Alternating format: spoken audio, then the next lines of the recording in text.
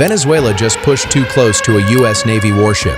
At first, it looked like another routine patrol, but within minutes, the situation escalated into one of the most dangerous standoffs in the Caribbean.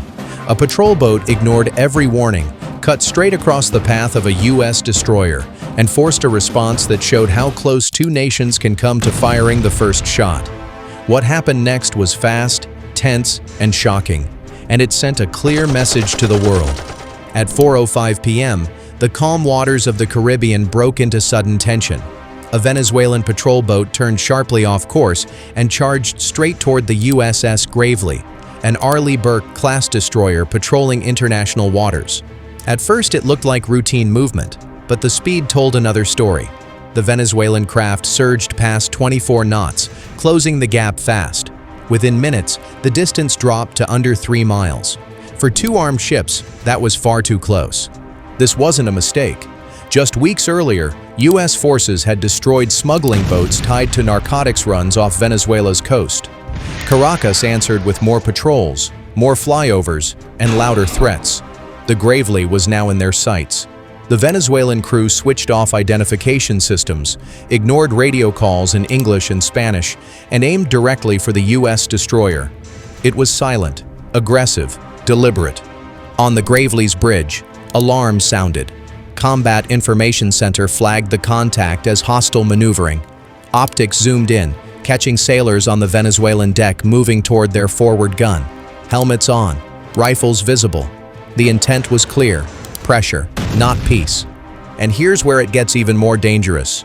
The distance was collapsing. One wrong move, and the Caribbean would explode into fire. At first, the bridge crew on the USS Gravely held steady. Naval encounters happen all the time, but this one was different. The Venezuelan patrol boat wasn't shadowing, wasn't circling, wasn't following maritime rules. It was driving straight in, faster by the second, ignoring every warning. The Gravely sent out one last call over radio. "Venezuelan vessel, this is U.S. warship. Identify yourself. Change course immediately." Silence, then static. No reply. The message was clear. Caracas wanted this confrontation. Inside the Combat Information Center, radar screens showed the contact closing from 5 miles. 4, 3.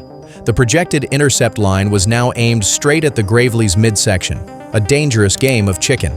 Weapons teams went to alert. A 5-inch gun rotated, just a few degrees, visible for the Venezuelans to see. That subtle move was no accident.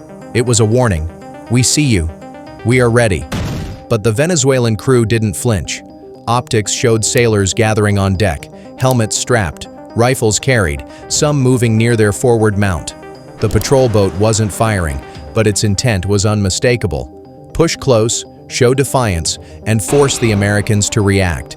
On the Gravely, the captain knew what that meant. One wrong move could be spun into propaganda. If they fired too soon, Caracas would claim aggression. If they waited too long, the Venezuelans might press right into their hull. That's when the captain escalated.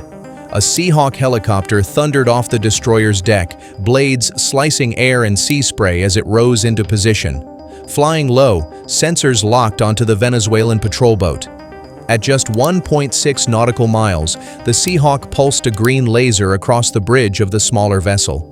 It was non-lethal, but impossible to ignore. Over loudspeaker, the message came in English and Spanish. "Unsafe maneuvers. Alter course immediately." The warning was loud, visible, and undeniable. But here's where it gets even more dangerous. Instead of slowing, the Venezuelan boat pushed harder. Its engines roared, surging past 26 knots. Radar beams swept across the Gravely and its Seahawk together. Not fire control lock, but close enough to feel like it. For 8 straight minutes, every move was logged, every ping recorded, every second more tense than the last. The destroyer was one trigger pull away from opening fire. On the Venezuelan deck, crew members stood their ground. Some waved signals to each other, some pointed toward the Seahawk overhead, but no one backed away. The sea between the two ships was shrinking. In the Combat Information Center, sailors whispered numbers. Range, 1.8 nautical miles. Closing fast, and then came the turning point. The Venezuelan patrol boat suddenly shifted wake. Speed fell. The bow drifted slightly off course. The intercept line broke. On deck, helmets came off. Sailors stepped back from the gun. One man raised both arms, palms outward, the universal sign of no harm. The pressure was cracking, but the danger wasn't over. Radios crackled at last. U.S. warship. This is Venezuelan vessel conducting sovereign patrol. The Gravely's reply was calm but firm. You are operating unsafely. This is international water. Actions have been recorded. The air went silent again. The first clash was over, but both crews knew the message was only just beginning. The tension didn't break when the Venezuelan patrol boat slowed. It only shifted. For the Americans on the Gravely, the situation was still dangerous. The patrol vessel was only a few miles away, close enough that seconds mattered. If it turned again, it could ram the destroyer's side before anyone had time to react. The crew stayed on edge. Weapons teams kept their hands on controls, eyes locked on the radar screen that still painted the small boat's signature. From above, the Seahawk circled like a hawk over prey. Its sensors followed every move of the Venezuelan boat. Pilots kept the green laser steady, sweeping it across the bridge windows, reminding the crew below that they were under watch.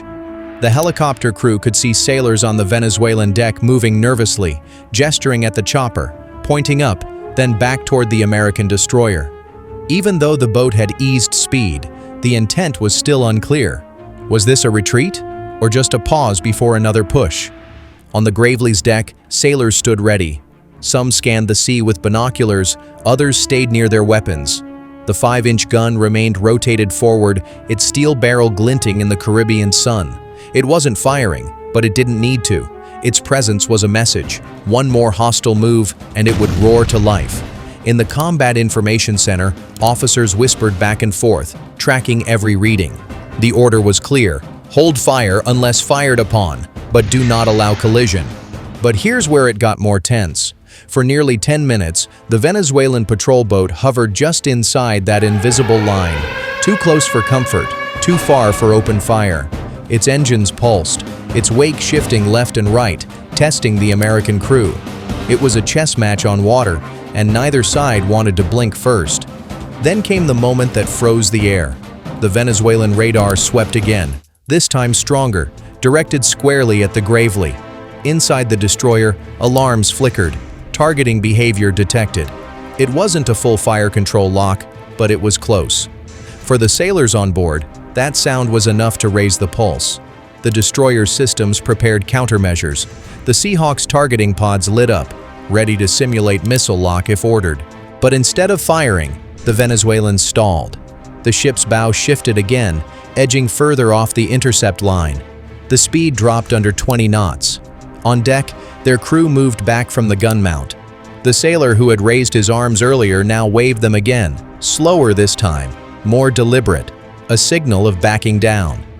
Finally, radios broke silence. The Venezuelan captain's voice cracked through static. U.S. warship, we repeat, this is sovereign patrol duty. No hostile intent. The Gravely's captain responded calmly but firmly. You are operating unsafely. This area is international water. Your actions are escalatory. Then silence returned. The standoff wasn't just about ships anymore. It was about message. The Venezuelans wanted to prove they weren't afraid. The Americans wanted to show they wouldn't be rattled. And for the crews staring at each other across a shrinking sea, every second felt like the trigger for war. By 4:20 p.m., the Venezuelan patrol boat finally widened its turn. The bow no longer pointed at the Gravely, but angled back toward the coastline. Its wake stretched out behind it, white foam trailing as the speed dropped below 15 knots.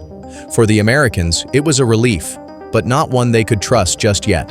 The Seahawk above tracked every move, circling slow, its rotors chopping through humid air.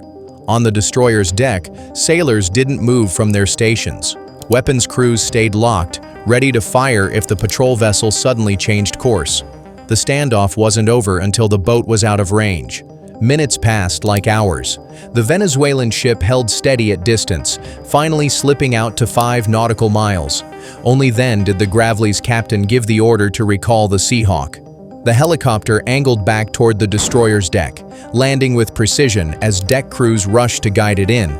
Even as the rotors slowed, eyes remained fixed on the horizon. The small boat was still visible, but it was no longer charging. The danger had passed, at least for now. But here's where it gets more telling. This wasn't just random navigation. It wasn't a drunk captain or poor seamanship. It was deliberate. Caracas wanted to send a signal that U.S. ships patrolling near their waters wouldn't go unchallenged. The patrol boat had come close enough to force a response, close enough to test nerves, but not close enough to trigger war. It was a move made for politics, for headlines, for showing strength without pulling the trigger. And the U.S. answer was just as deliberate. Calm, measured, disciplined. No panic, no wildfire, no escalation. Just control. Inside the Gravely, the logs were sealed. Every radar sweep, every course change, every second of radio silence was recorded, stamped, and archived. Proof that the Americans had stayed in international waters. Proof that the Venezuelans had acted recklessly. That proof would travel fast, first to the Pentagon, then to NATO allies, then to every diplomatic table where the incident would be raised. For sailors on deck, it might have felt like just another dangerous afternoon. But for leaders in Washington and Caracas, it would soon become a headline battle of words. And here's the message almost nobody talks about. Power at sea is not just about missiles or guns. It's about discipline. The Gravely could have fired. The Seahawk could have locked missiles. One flare, one trigger, and the Caribbean would have seen fire on the water. But instead, restraint became the stronger weapon. The U.S. proved it could be pushed, tested, provoked, and still not lose control. That is a kind of power just as loud as cannon fire. When the Venezuelan ship finally vanished over the horizon, the Gravely's crew exhaled. No one cheered, no one smiled. They just returned to watch, because everyone knew this wasn't the last time. In these waters, the game never ends. Caracas had blinked first, but it would try again. And the U.S. Navy had sent its own silent answer. You can push us to the line, but cross it, and you won't make it back.